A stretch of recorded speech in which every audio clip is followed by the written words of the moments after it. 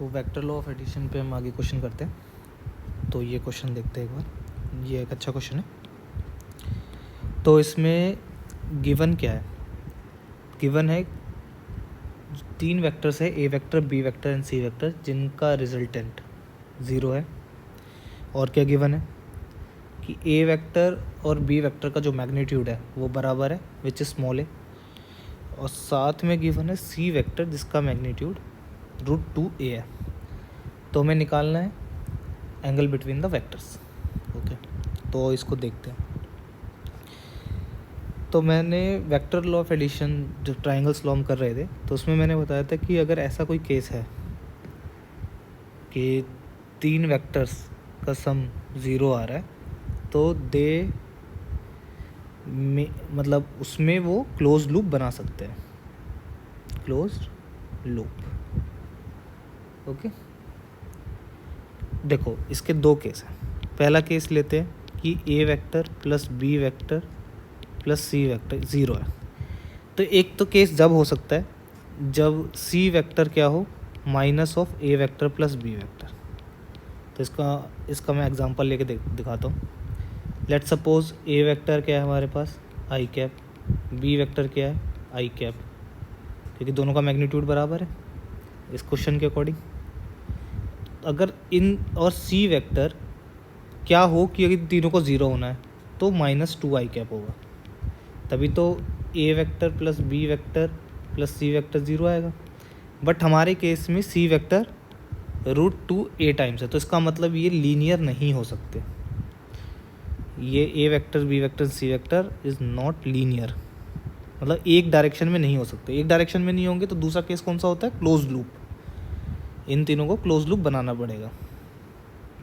ठीक है, तो ये पहले हमने ये समझ लिया। और क्लोज लूप जब ट्राइंगल्स लॉ में हम देख रहे थे, तो क्लोज लूप कैसे बनाना है इन सबको, हेड टेल जॉइन करके। तो कैसे हेड टेल, एक वेक्टर ये, एक ये, तो ये मेरा ए वेक्टर होगा, ये मेरा बी वेक्टर होगा, ये मेरा सी वेक्टर होगा।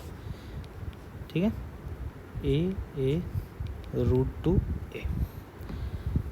तो अगर हम देखें इसे ट्राइंगल्स लॉ के अकॉर्डिंग, हेड टेल तीनों जॉइन है और क्लोज लूप बन गया। तो अगर ट्राइंगल्स लॉ के अकॉर्डिंग देखूं, अगर ए वेक्टर मेरा ऐसे है और बी वेक्टर मेरा ऐसे है, जो कि हेड टेल जॉइन है, तो रिजल्टेंट क्या होता था,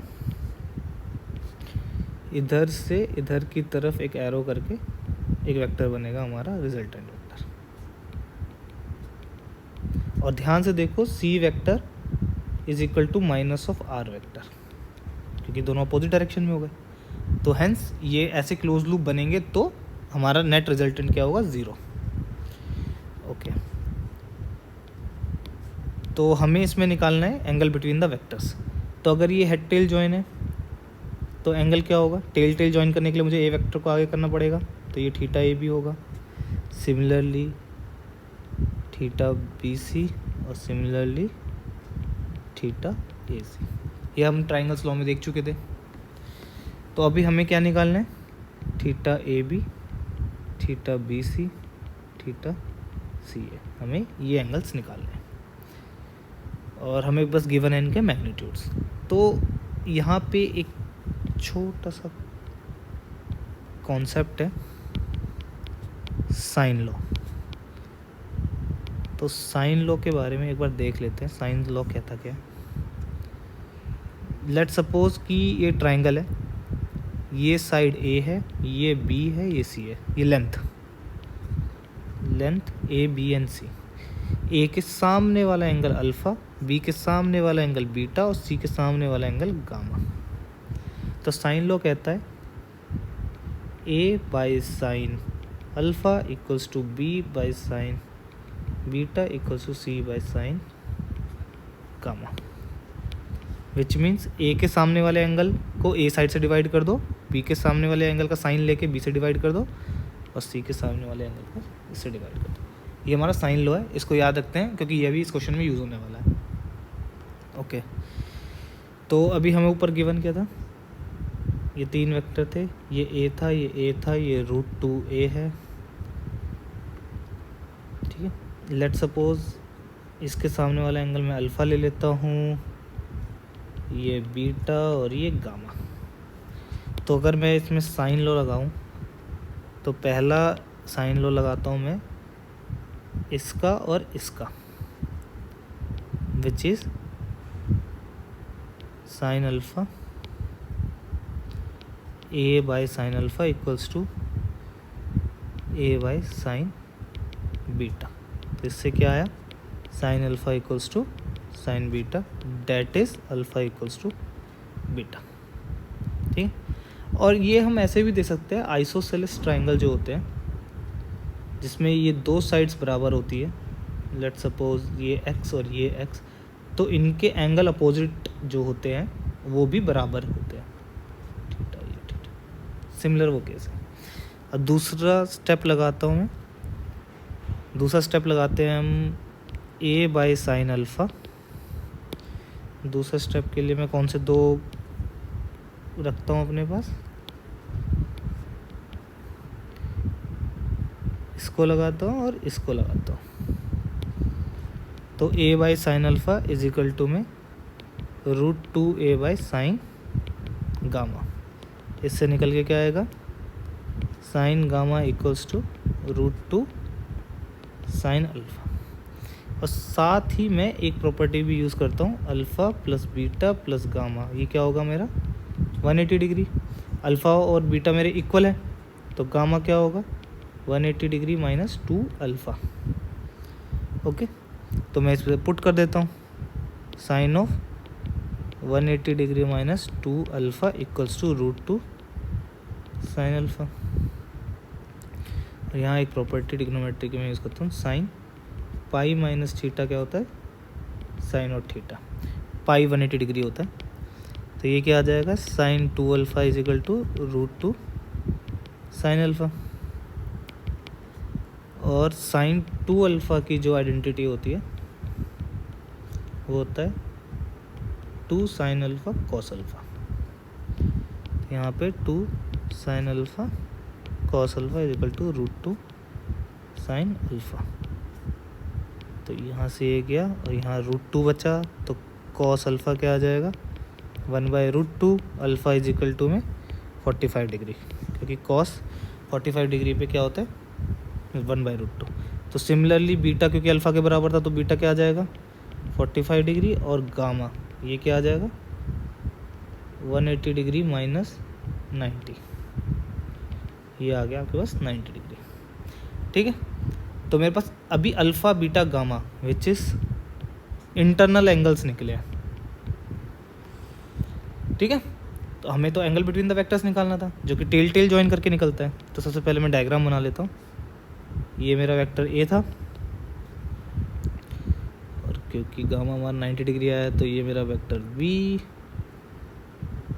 ये मेरा वेक्टर सी। ओके, ये 90 डिग्री आ गया, ये दिस इज़ 45, दिस इज़ 45, ये ए है, ये ए है, ये √2 ए है। मुझे एंगल बिटवीन द वेक्टर निकालना था जो कि ये है theta A B which is 90 degree, theta B C which is 180 degree minus 45 that is 135 degree, और ये मेरा theta C A which is also 135 degree. Okay, तो इस क्वेश्चन को सॉल्व करने के लिए हमने कॉन्सेप्ट साइन लॉ का यूज़ किया और थोड़ी ट्रिग्नोमेट्रिक्स की प्रॉपर्टी जो कि बेसिक प्रॉपर्टीज़ है जो आपको याद होनी चाहिए, sine pi minus theta and sine 2 alpha.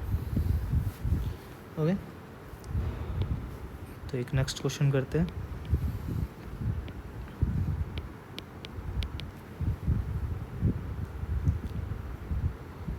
ठीक है, तो अगला क्वेश्चन है, आपको इसमें गिवन है ये मेरा ए वेक्टर, ये मेरा बी वेक्टर।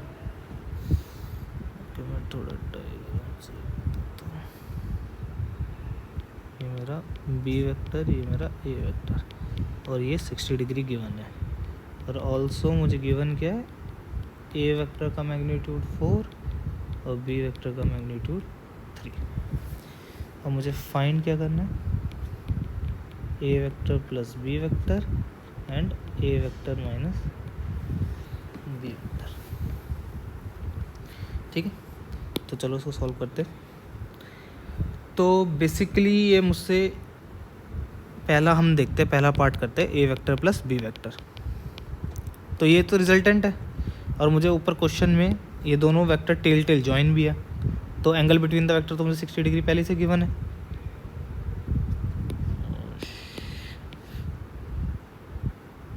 ये रहा मेरा बी वेक्टर, तो ये 60 डिग्री गिवन है और इनका रिजल्टेंट वेक्टर कैसा दिखेगा, तो पैरेललोग्राम हम पूरा बना लेते हैं।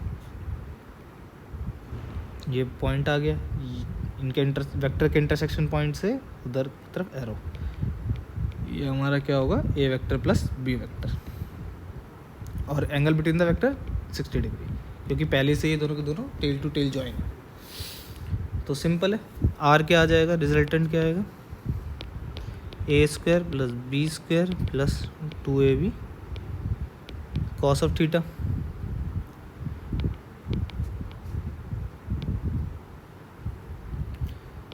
Sixteen plus 9 plus 2 into 4 into 3 cos 60 degree.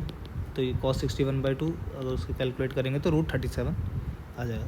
But अभी हमें आर वेक्टर निकालना है पूरा, हमें क्या करना है, आर वेक्टर निकालना है। तो ये अल्फ़ा भी हमें निकालना पड़ेगा।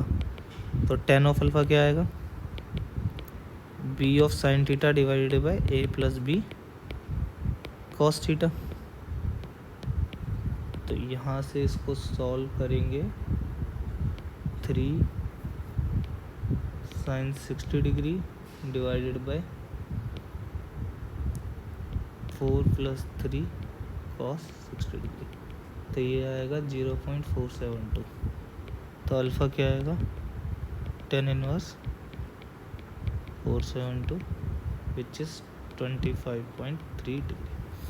तो इसे साइंटिफिक कैलकुलेटर भी यूज़ कर सकते हैं इसे सॉल्व करने के लिए। अब नेक्स्ट पार्ट, ये थोड़ा इम्पोर्टेंट है, A vector minus B vector. तो इसमें पहले ये चीज़ देखते हैं कि वेक्टर कभी सब्ट्रैक्ट, मतलब वेक्टर का सब्ट्रैक्शन नहीं है, इट्स जस्ट कि ये भी एक एडिशन का पार्ट है। कैसे, जैसे फॉर एग्जांपल हम जैसे ये करते हैं ना, 4 - 2 = 2, तो इसको हम ऐसे भी बोल सकते हैं 4 प्लस ऑफ -2।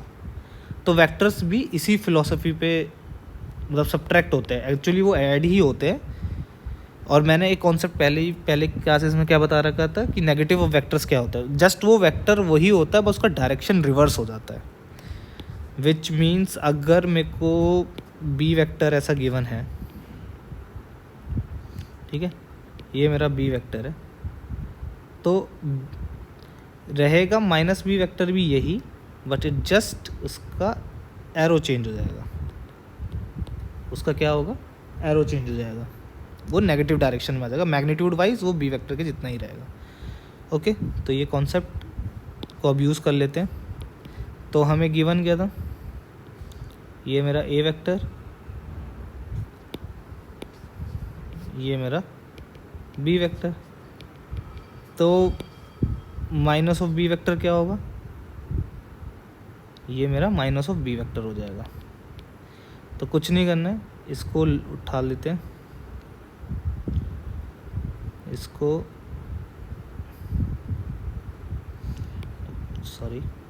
उठा के नेगेटिवली इसके साथ शिफ्ट कर देंगे। तो ये मेरा क्या हो जाएगा, माइनस ऑफ बी वेक्टर। तो अब दोबारा से पैरेललोग्राम पूरा कर लेते हैं। और अब A vector theta of A vector और माइनस बी वेक्टर के बीच का वो क्या होगा, जब ये अभी टेल टू टेल जॉइन है, ये मुझे गिवन था 60 डिग्री, तो दिस वन इज़ 120 डिग्री। तो हम पैरेललोग्राम पूरा कर लेते हैं। तो मेरा रिजल्टेंट वेक्टर क्या होगा, ये वाला।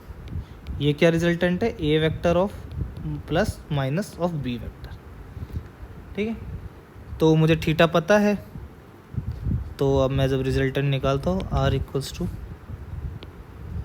कितना होगा, 4 square plus 3 square plus 2 4 3 cos of 120 degree.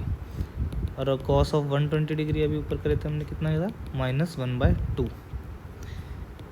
तो इसको जब हम सॉल्व करेंगे तो ये आपका आएगा √13। अब इसमें भी हमें डायरेक्शन निकालना है, तो इसके साथ ये एंगल अल्फ़ा लेट सपोज, तो tan ऑफ अल्फ़ा क्या होगा, b sin थीटा अपॉन में a plus b cos of theta. तो b, मेरा b कितना था, 3 unit, 3 sine of 120 degree upon 4 + 3 ये होगा कॉस 120 डिग्री। साइन 120 डिग्री को मैं कैसे लिखता हूँ, sine of 180 degree -60 which is sine of 60, that is 1/2। तो ये होगा 3 1/2 बाय 4 माइनस, क्योंकि कॉस 120 क्या होता है, -1/2, तो आपके पास ये आ जाएगा 1.04। तो यहाँ से अल्फ़ा क्या आ जाएगा, tan inverse 1.04 which is 46.1 degree. Okay, तो इस क्वेश्चन में हमने बेसिकली क्या देखा कि नेगेटिव ऑफ वेक्टर्स, हम वेक्टर का सब्ट्रैक्शन नहीं है, वो जस्ट की addition of negative of that vector. तो आगे क्लास में हम देखेंगे वेक्टर का रिजोल्यूशन और मल्टीप्लिकेशन ऑफ वेक्टर।